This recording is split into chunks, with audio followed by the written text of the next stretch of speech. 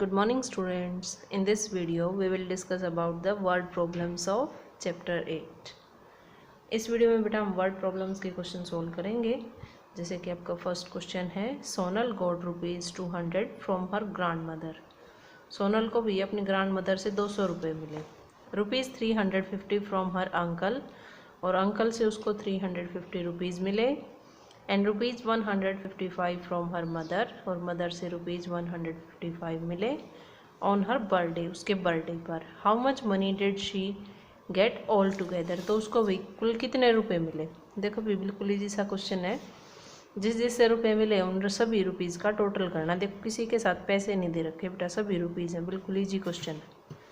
तो आप इसकी स्टेटमेंट इस तरह से बनाओगे, Sonal got rupees from her grand mother, Sonal got rupees from her uncle, Sonal got rupees from her mother.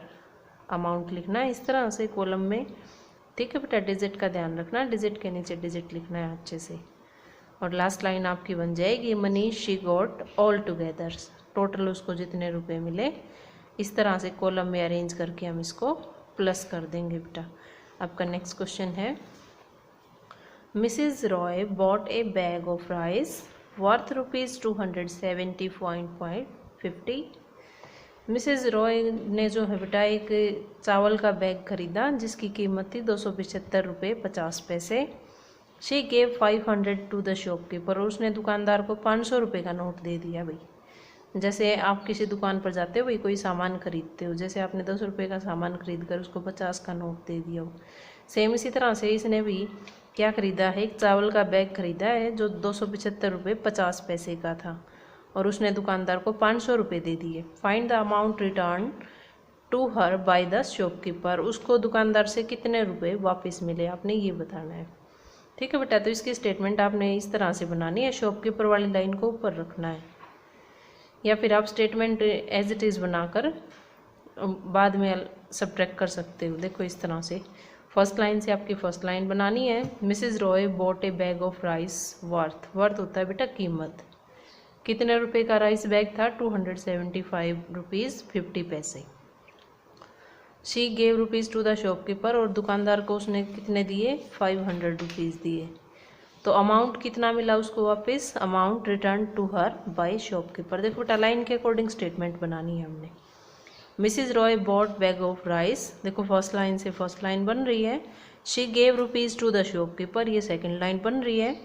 Last line बन रही है, amount return to her by the shopkeeper. बिल्कुल लाइन से यूँ की स्टेटमेंट बनती है। ठीक है भाई। अब हमें पता है उसने दुकानदार को दिए 500 रुपये, रुपये थे भाई, ये रुपये के साथ पैसे नहीं थे, तो हमने क्या किया, पैसे की जगह पर 20 लिख दिए हैं, क्योंकि इसमें पैसे वाला अमाउंट दे रखा है। अब इसमें से हम 275.50 500 में से सब्ट्रैक्ट कर देंगे। देखो बेटा 500 के साथ 0 पुट की, पैसे के साथ यहाँ से कैरी लेना शुरू किया, और कैरी लेकर इसको सब्ट्रैक्ट किया बेटा। तो ये जो है ₹224.50 जो है उसको वापस मिले। नेक्स्ट क्वेश्चन है आपका, while going to the village Puran spent ₹60.50 as railway fare and ₹27.20 as bus fare and ₹5.25 as rickshaw fare. Fare होता है बेटा किराया। How much fare did he pay all together to reach his village. देखो भाई अपने गांव जाने के लिए उसने जो है भाई, ये तो उसने रेलवे टिकट पे खर्च किया ₹60.50। बस फेयर यानी कि बस का किराया लगा भाई उसका ₹27.20, और रिक्शा का किराया लगा उसका ₹5.25।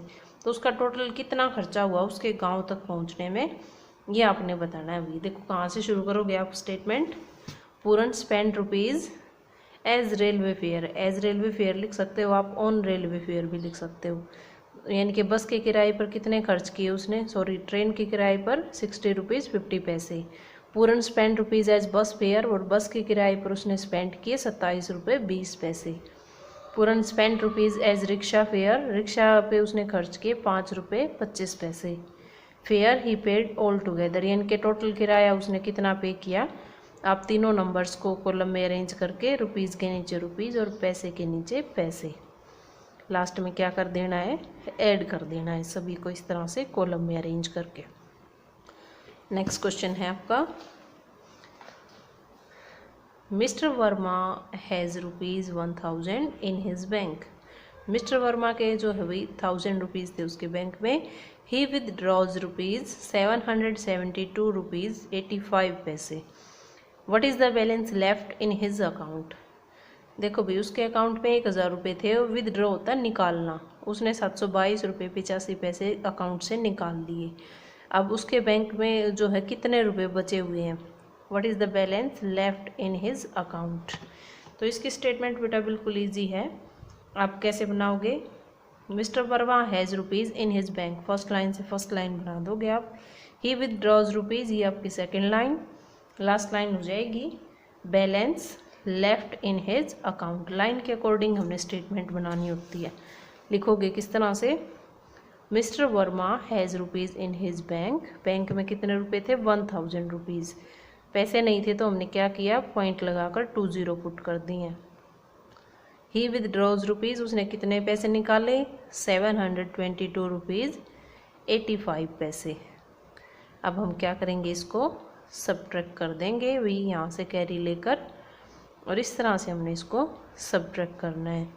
नेक्स्ट क्वेश्चन है आपका क्वेश्चन नंबर 5।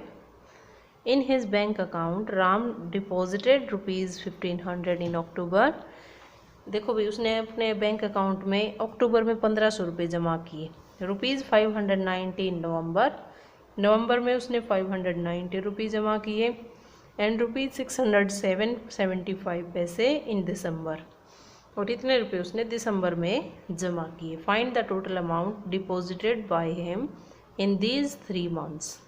तो उसने तीनों महीनों में टोटल कितने रुपए अपने अकाउंट में जमा किए। ठीक है भाई, स्टेटमेंट आपने इस तरह से बनानी है,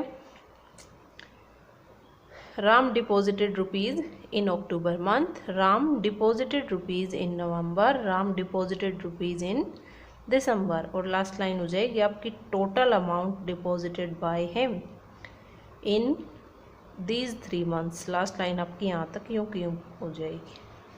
ठीक है बेटा, इस तरह से आप लिखोगे, राम डिपॉजिटेड रुपीज़ इन अक्टूबर, अक्टूबर में 1500 रुपये जमा किए। राम डिपॉजिटेड रुपीज़ इन नवंबर, नवंबर में 590 रुपीज़ जमा किए। देखो बेटा लिखने का तरीका वही है, आपने इधर से इस लाइन को कंप्लीट करना, आगे 0 पुट करने। दिसंबर में उसने 607.75 पैसे वाली लाइन में जाएगा, 607 आपने इस तरफ लिखना है। अब टोटल अमाउंट पूछा है तो बेटा क्या करोगे आप, इन तीनों को कॉलम में अच्छे से अरेंज करके इस तरह से प्लस कर दोगे, ये आ जाएगा आपका आंसर। बाकी क्वेश्चन करेंगे बेटा नेक्स्ट वीडियो में।